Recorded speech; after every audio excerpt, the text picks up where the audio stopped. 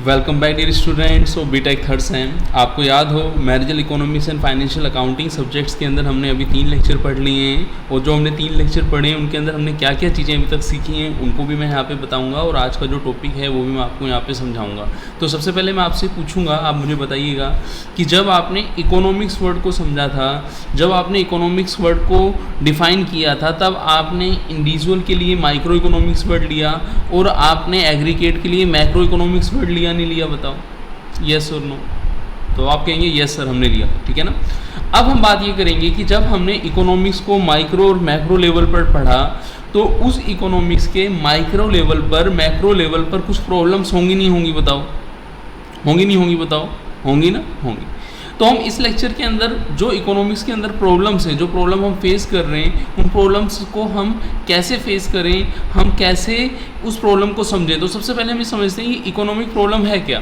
तो हमने अभी तक ये पढ़ा था कि हर ह्यूमन जो है उसकी नीड्स क्या हैं? अनलिमिटेड है। और उन नीड्स को पूरा करने के लिए, नीड्स तो अनलिमिटेड हैं लेकिन उन नीड्स को पूरा करने के लिए जो रिसोर्सेज हैं वो क्या हैं? लिमिटेड हैं। तो हमें क्या करना होगा, ये जो अनलिमिटेड नीड्स हैं इनको हमें लिमिटेड करना होगा ताकि वो लिमिटेड रिसोर्सेज से पूरी हो सकें। यस और नो बताओ, लिमिटेड रिसोर्सेज से पूरी हो सकें। यस और नो बोलो, करना होगा ना, ठीक है ना। तो यही है इकोनॉमिक प्रॉब्लम कि जो हमारे जो अनलिमिटेड नीड्स हैं और लिमिटेड रिसोर्सेज हैं, उन अनलिमिटेड नीड्स में हमें प्राथमिकता देनी है, प्रायोरिटी देनी है कि कौन सी नीड्स हमें सेटिस्फाइड करनी है, उनको लिमिटेड रिसोर्सेज से हमें बैलेंस करना है। और यदि हम ये चीज़ कर लेते हैं तो हम इस इकोनॉमिक प्रॉब्लम को इकोनॉमिक्स की हेल्प से सोल्व कर पाएंगे नहीं कर पाएंगे? बताओ, बोलो बच्चों, कर पाएंगे। तो जब आप इकोनॉमिक प्रॉब्लम पढ़ते हो, लेक्चर 4 है अपना यूनिट फर्स्ट में से, तो आप सबसे पहले यही पढ़ते हो कि जो इकोनॉमिक प्रॉब्लम है वो क्या है? स्कैरिसिटी। हम विलुप्तता की बात करते हैं। स्कैरिसिटी का मतलब ये हुआ लिमिटेड, हमारे पास जो चीज़ें क्या हैं? लिमिटेड है। आप वर्ल्ड के किसी भी पर्सन से पूछो, आप उससे पूछो क्या आपकी सारी ज़रूरतें पूरी हुई? बताओ। तो वो कहेगा नहीं, मेरी कुछ ऐसी डिज़ायर भी हैं जो पूरी नहीं हुई। तो उसका कारण क्या है? कारण यही है, वन एंड ओनली रीज़न क्या है? बताओ, कि उसके पास रिसोर्सेज क्या हैं? लिमिटेड हैं। अब उसको क्या करना पड़ेगा? इस स्कैरिटी की सिचुएशन में अपनी चॉइस में, सिलेक्शन में ये ध्यान रखना पड़ेगा कि उसे प्राथमिकता किन्हें देनी है। जो मैं आपको बता रहा था ना कि अनलिमिटेड हमारे पास नीड्स हैं और हमारे पास लिमिटेड रिसोर्सेज हैं, तो उसमें से कुछ हमें नीड्स को कम करना होगा और हमें उन दोनों में बैलेंस करना होगा, रिसोर्सेज और नीड के अंदर। तो यही हमारा इकोनॉमिक प्रॉब्लम है, स्कैरिटी एंड चॉइस के अंदर यही पढ़ने वाले हैं। आई थिंक आपको एक आइडिया मिला होगा। आज के लेक्चर के अंदर हम इसी चीज़ को हम डिस्कस करने जा रहे हैं। बताओ, तो हमने सबसे पहले यही देखा कि जो ह्यूमन है उसकी नीड्स या वांट्स क्या हैं? अनलिमिटेड हैं, लेकिन उन वांट्स को पूरा करने के लिए जो रिसोर्सेज हैं वो क्या है? लिमिटेड हैं। तो यहाँ पे इन दोनों में हमें क्या करना पड़ेगा? हमें सिलेक्शन करना पड़ेगा कि हमें कौन से रिसोर्सेज से कौन सी नीड्स को पूरा करना है। जैसे मैंने आपको लास्ट लेक्चर में बताया भी था कि एक पर्सन है, जाने माने हैं, वॉरेन बफेट जी, उन्होंने ये कहा था कि आप यदि पैसे को उन चीज़ों पर लगाते हो जो आपको अभी आवश्यक नहीं है, उन चीज़ों पर आप पैसा लगा रहे हो, तो कहीं ना कहीं आप क्या कर रहे हो? पता है आप क्या कर रहे हो? आपको आने वाले टाइम के अंदर आपको अपनी ज़रूरतें की चीज़ें बेचनी पड़ेंगी। तो हमें क्या करना है? हमें चॉइस उन चीज़ों की करनी है, उन चीज़ों को प्राथमिकता में रखना है जो हमारे लिए ज़्यादा ज़रूरी है। यस और नो। एक छोटा सा एग्जांपल मैं आपको दूंगा।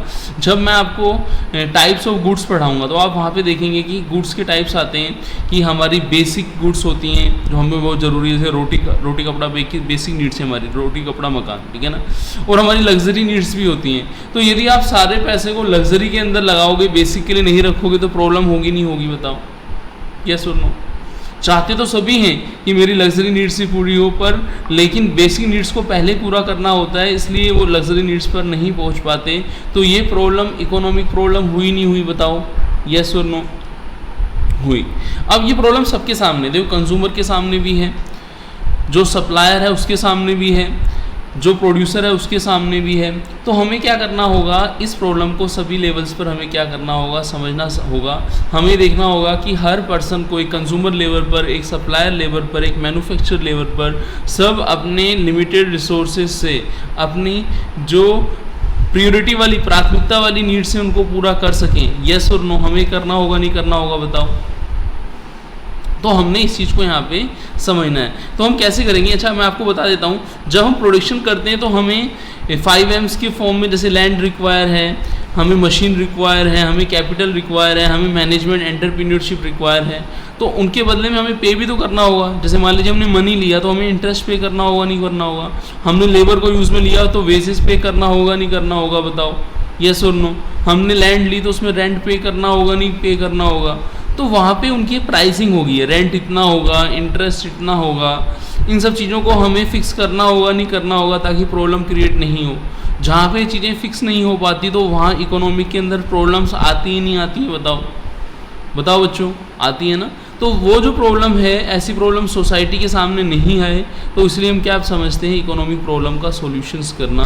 तो लॉ ऑफ स्कैरसिटी ये बताता है कि यदि आपके पास लिमिटेड रिसोर्सेज हैं तो आप उन लिमिटेड रिसोर्सेज से उन लिमिटेड नीड्स को ही पूरा करो जो आपके लिए ज़्यादा ज़रूरी हैं, यस और नो। ठीक है, मुझे पता है कि मेरी ज़रूरत जो है, यदि मैं फ़ोन लेता हूँ, ये फ़ोन लेता हूँ, मुझे पता है कि ये मेरा इस फ़ोन से मेरा काम चल जाएगा, 4G फ़ोन से काम चल जाएगा, तो मैं 5G क्यों लूँ, कि मेरा काम जब इसी से चल रहा है। ये थोड़ी है कि जनरेशन चेंज होगी तो मुझे 5G लेना चाहिए। तो वहाँ पे मुझे अपने रिसोर्सेज को देखना नहीं देखना है, ठीक है ना। कोई पर्सन ऐसा भी होगा जो बेसिक कीपैड फ़ोन से भी काम चला रहा होगा, यस और नो, कीपैड फ़ोन से भी काम चला रहा होगा। तो सबको अपने रिसोर्सेज को देखते हुए ये वर्क करना होता है नहीं करना होता है। आप ये देखें कि जो महीने में 5,000 कमाता है वो भी अपना घर चला रहा है, जो महीने में 50,000 कमा रहा है वो भी अपना घर चला रहा है, जो महीने में 1 लाख रुपये 1.5 लाख रुपये कमा रहा है वो भी अपना घर चला रहा है। वो क्यों चला रहा है, कैसे चला रहा है, क्योंकि उसको पता है कि मेरी चॉइस क्या होनी चाहिए। स्कैरसिटी ऑफ रिसोर्सेज है, रिसोर्सेज लिमिटेड हैं, मुझे कुछ रिसोर्सेज को बचा के रखना है, यस और नो। तो आई थिंक आपको ये टॉपिक समझ में आया होगा कि ये प्रॉब्लम सबके साथ एसोसिएटेड है। जब हम भी बड़े होंगे, हमारे ऊपर जब जिम्मेदारियाँ आएंगी तो ये प्रॉब्लम हमें भी फेस करनी पड़ेगी, वहाँ पे हमको भी मैनेज करना होगा। जैसे हमने इकोनॉमिक्स वर्ड की मीनिंग हमने समझी थी, इसका मीन्स क्या होता है बोलो, हाउस होल्ड की घर की हम बात करें, घर पे जो खर्च कैसे चलता है, रिसोर्सेज लिमिटेड होते हैं, नीड्स अनलिमिटेड होती हैं, सबकी नीड्स होती है, हर फैमिली मेम्बर की अलग नीड्स होती है, इनकम का सोर्स लिमिटेड होता है। तो कहीं ना कहीं हम ये देखते हैं कि इस प्रॉब्लम को हमें समझना होगा। तो इस प्रॉब्लम को समझने से पहले हम ये समझ लेते हैं कि प्रॉब्लम ऑफ चॉइस क्या है। प्रॉब्लम ऑफ चॉइस ये है कि हम तो चाहते हैं, जैसे छोटा सा एग्जाम्पल मैं आपको देता हूँ, हम तो चाहते हैं कि हर चीज़ हम ब्रांडेड खरीदें, बताओ हम ये चाहते नहीं चाहते, लेकिन क्या हम वास्तव में खरीद पाते हैं, नहीं खरीद पाते। क्यों हमारा बजट नहीं है, बजट अलाउ नहीं करता। बजट अलाउ करेगा तभी तो हम चीज़ों को खरीद पाएंगे। तो यही प्रॉब्लम है कि हमें चॉइस नहीं कर पाते। जैसे एक छोटा सा एग्जांपल मैं आपको देता हूँ, ABCD जैसे हम बोलते हैं, बर्थ और डेथ के बीच में क्या बचा, C, चॉइस। क्या बचा, चॉइस। तो वो जो चॉइस है वही तो हमें लंबे टाइम तक जिंदा रखती है। बताओ, जो हमारी चॉइस है, हम कहते हैं ना पूरी लाइफ हमने एक चॉइस के कारण निकाल दी, जो भी है, हम इस मैनेजमेंट के कारण ही तो हम फंसे हुए हैं इन सब चीज़ों को। हम वही चीज़ समझना चाह रहे हैं कि हमारी चॉइस जो है, हमारी चॉइस इस तरीके के हो कि हमारे लिमिटेड रिसोर्सेज से वो पूरी हो सके, यस और नो। यदि हम उसको पूरा नहीं कर पा रहे तो हमेशा हम प्रॉब्लम में रहेंगे नहीं रहेंगे, बताओ। हर महीने के एंड में पैसे की प्रॉब्लम आएगी नहीं आएगी, बताओ। वहीं आप कुछ लोगों को देखें कि उनकी ये प्रॉब्लम्स नहीं आती, साल में एक बार, साल में किसी 1 महीने में 2 महीने में प्रॉब्लम आ रही। तो वहाँ पे आप ये देखें कि उन्होंने उस चॉइस को समझा है कि मुझे चॉइस क्या करनी है, मेरे लिमिटेड रिसोर्सेज क्या हैं। तो इन चीज़ों को हमें समझना है। यदि मैं इन चीज़ों को समझ जाता हूँ, मैं ये डिसीजन ले लेता हूँ कि हाँ, कि सपोज़ मान लीजिए किसी प्रोडक्ट्स की डिमांड ज़्यादा है, प्राइसेस ज़्यादा हो रहे हैं उसके, तो मुझे उस प्राइस, मेरा बजट अलाउ नहीं करता, मुझे उस चीज़ को नहीं परचेज़ करना चाहिए, मुझे उसको पोस्टपोन कर लेना चाहिए, ठीक है ना। ऐसे ही छोटा सा एग्जांपल मैं आपको दूंगा जब मैं आपको बताऊंगा अपॉर्चुनिटी कॉस्ट। जैसे हम देखें गवर्नमेंट की हम बात करें तो गवर्नमेंट के पास भी ऑप्शंस होते हैं कि वो पैसा स्कूल बनाने में लगा जाए या फिर वो पैसा रोड बनाने में लगा जाए। अभी आप देखें, मुझे भी इतना नहीं पता, जो अभी तालिबान की जो स्थिति आप देख रहे हैं, अफगानिस्तान ने तालिबान पे वो जो किया है, तो वहाँ पे हम ये देखें कि वहाँ पे उन्होंने जो खर्चा किया है, गवर्नमेंट ने वहाँ पे खर्चा किया है, वहाँ स्कूलों पे खर्चा पहले होना चाहिए था, वहाँ के कल्चर पर ज़्यादा खर्चा होना चाहिए था, वहाँ डिफेंस पे ज़्यादा खर्चा होना चाहिए था, लेकिन हमने उसको प्राथमिकता नहीं दी, प्रायोरिटी नहीं दी। बात समझ रहे नहीं समझ रहे? तो हम कहीं ना कहीं हम ये देखें कि हर कंट्री की गवर्नमेंट जो है, हमारे कंट्री के अंदर सब चीज़ों को हम प्रायोरिटी दे रहे हैं, हम प्राथमिकता से सब चीज़ों को कर रहे हैं। तो वो चीज़ें जो आप देखें कि हमें उन चीज़ों को प्राथमिकता से रखना है।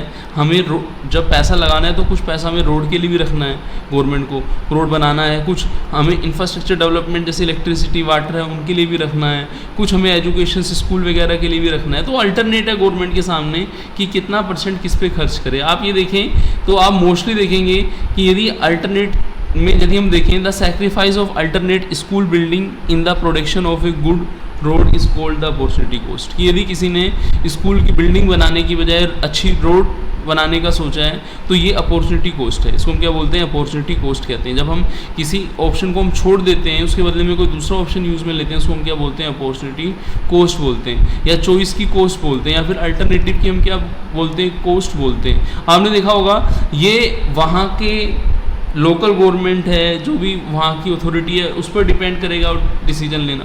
तो हमने इन सब चीज़ों को हमने हाउस होल्ड से शुरू किया था, हम गवर्नमेंट तक पहुँचे। बीच में आप ये देखें हाउस होल्ड और गवर्नमेंट के बीच में फर्म्स भी आएंगी। ये आएंगी नहीं आएंगी? फर्म्स या बिजनेस आएंगे नहीं आएंगी? बताओ, आएंगे। अपना हमने हाउस होल्ड और गवर्नमेंट की अब बात करी, हम फर्म और बिजनेस की हम बात करेंगे तो एक सर्कुलर फ्लो बनेगा। एक सर्कुलर क्या बनेगा? फ्लो बनेगा। तो यहाँ सर्कुलर फ्लो जो रहता है इकोनॉमिक एक्टिविटी का, उसको हम समझते हैं नेक्स्ट पेज पे।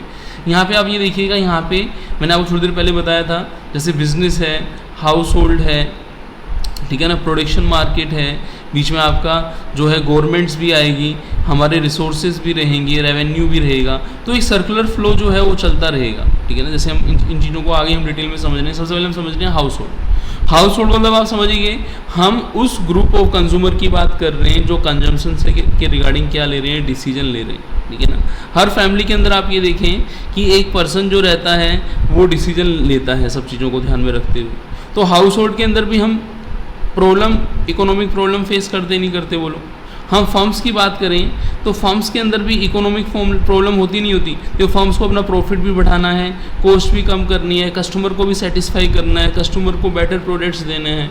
तो अब आप ये देखें कि ऐसी स्थिति के अंदर हम कस्टमर्स की क्वालिटी डाउन, कस्टमर को जो गुड्स सर्विसेज दे रहे हैं उसकी क्वालिटी हम डाउन नहीं कर सकते। तो ये भी उसके लिए एक इकोनॉमिक प्रॉब्लम हुई नहीं हुई? बताओ, हुई। तो हमने फर्म्स की बात की। फिर हम देखेंगे गवर्नमेंट की। गवर्नमेंट का मैंने थोड़ी देर पहले आपको बताया था कि हर इकोनॉमी के अंदर जो गवर्नमेंट रहती है उसका एक इंपॉर्टेंट रोल रहता है इकोनॉमी के डेवलपमेंट के लिए, इंफ्रास्ट्रक्चर फैसिलिटीज़ वगैरह प्रोवाइड करते हैं। जैसे हम देखें तो आप कैपिटलिस्ट इकोनॉमी देखेंगे, पूंजीवादी अर्थव्यवस्था, जहाँ पे सारा सेक्टर जो है प्राइवेट रहता है। फिर हम सोशलिज्म देखेंगे जहाँ सारा सेक्टर क्या रहता है? गवर्नमेंट का रहता है। और थर्ड आता है आपका मिक्स्ड इकोनॉमी वो रहती है जहाँ कुछ एरिया तो गवर्नमेंट सेक्टर के अंदर रहता है और कुछ एरिया किसके अंदर रहता है? प्राइवेट सेक्टर के अंदर रहता है। तो आई थिंक हम इंडिया की बात करें तो इंडिया किसके अंदर आएगा बोलो बच्चों? मिक्स्ड के अंदर आएगा। किसके अंदर आएगा? मिक्स्ड के अंदर आएगा। मैं वही बात कर रहा हूँ, यहाँ पे जो बजट्स होता है उससे सबसे ज़्यादा हम जो खर्च करते हैं अपने डिफेंस के ऊपर, अपनी जो इंफ्रास्ट्रक्चर फैसिलिटी है, हेल्थ है, इन पर हम इन चीज़ों को खर्च करती है नहीं करती है गवर्नमेंट? बताओ।